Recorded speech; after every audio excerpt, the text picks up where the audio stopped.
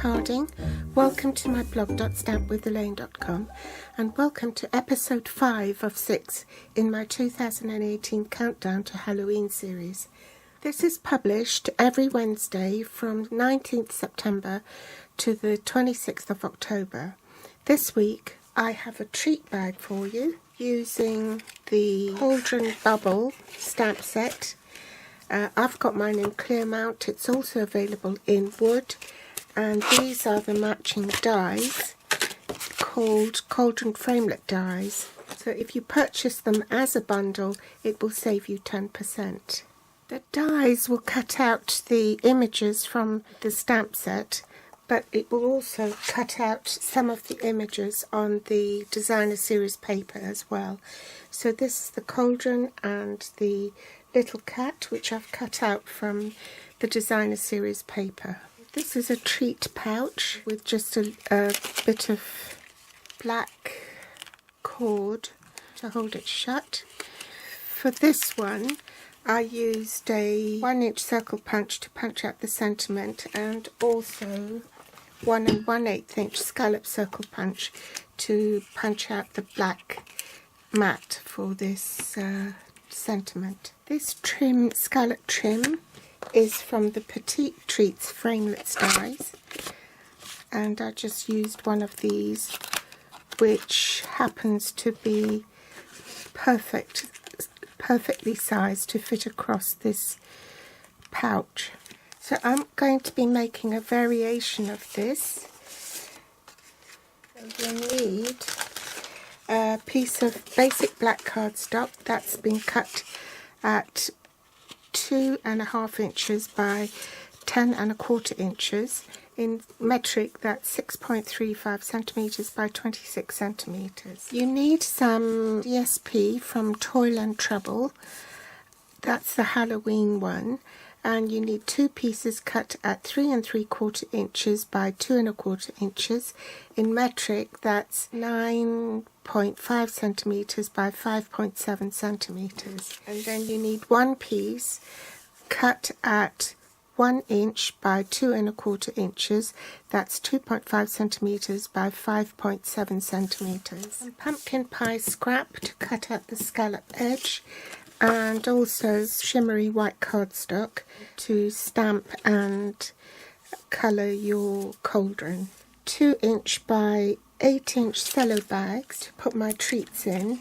I cut off about 3.5 inches because the bags were much too long, and then you just pop your treats in there, whatever it is, fold it over so that it will fit inside the pouch. Tuxedo black memento ink, and I'm also using some stamping blends, pumpkin pie, smoky slate and granny apple green, all in the combo pack, so you have both the light and the dark. Black cord, this is 1/8 inches.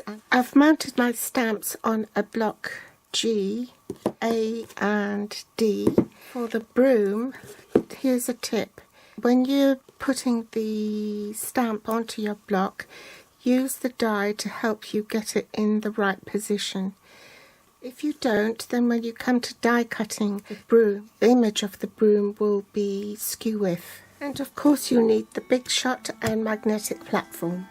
Now we want to do a bit of scoring, so I'll bring in my scoreboard, and we score at 1 1/4 inches, 5 1/4 inches, 5 3/4 inches, and 6 1/4 inches. In metric, that will be 3.2 centimeters, 13.3, 14.6 and 15.9 centimeters. Set that aside and come back to it in a minute.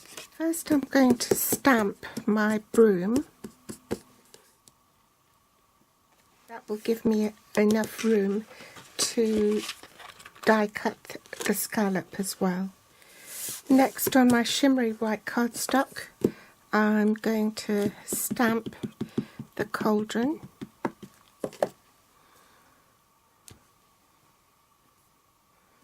And I'll also stamp the sentiment. Now I'll probably fast forward this, colour in the flames, outer flames in the light, and then pick out the darker ones in the dark. Next I'm going to use the darker one for a bit of shading and just pick out, follow the shading that's been provided in the stamp image.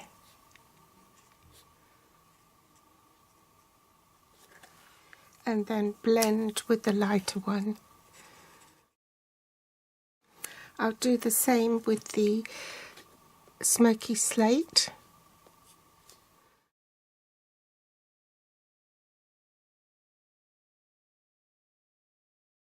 Now we want to do our die cutting.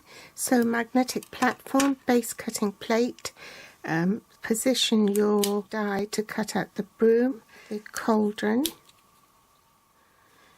and the scallop edge, and then pop that on top, and I'll go and run that through the big shot off camera. I've got a bag of candy corn here, and I measured out sort of 30 grams into a little milk jug, and then you just pour it in and fold it over to seal it and staple it.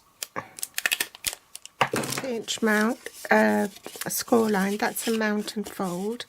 The next one is also a mount and fold. This one is a valley fold and a mount and fold. So it goes like this. So there's your holder. Obviously with a pattern like this where it doesn't matter whether it's facing the right way up or the right way down, so this is the back. So if you've got a pattern that definitely has a right way up, then make sure that's facing up, because that's the back and that's standing up. This is the front.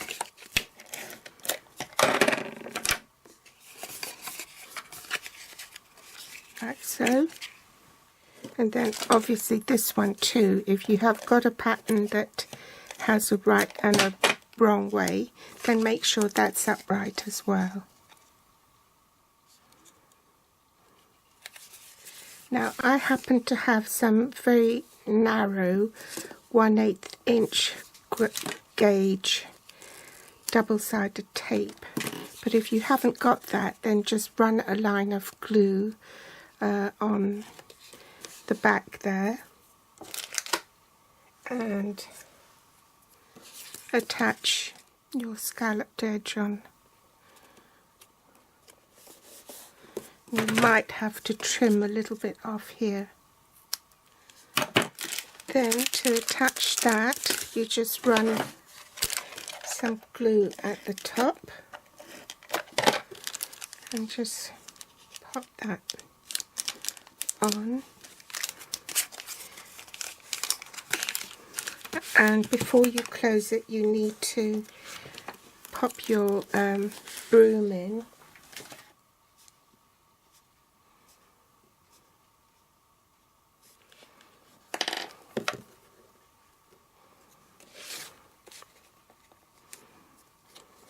So I'm putting it down there at an angle because when that closes you still want the broom to show. Just a couple of dimensionals on the back to pop your cauldron on. Cut a length of the black cord. This is about 10 inches. And in metric that will be 25.4 centimeters. So just tie a knot, well, not a knot, just loop it over, and then close your treat pouch, tie a knot, and that will keep it closed. So there you have it, one that's been cut out of DSP, and this one that I've coloured in with Stampin' Blends. So which do you prefer, the one in pumpkin pie or the one in basic black? either way, well, I like them both, and I do like to make different ones. I hope you've enjoyed today's tutorial, and I'll be back later this week with my Christmas countdown series. Thanks for watching. Bye.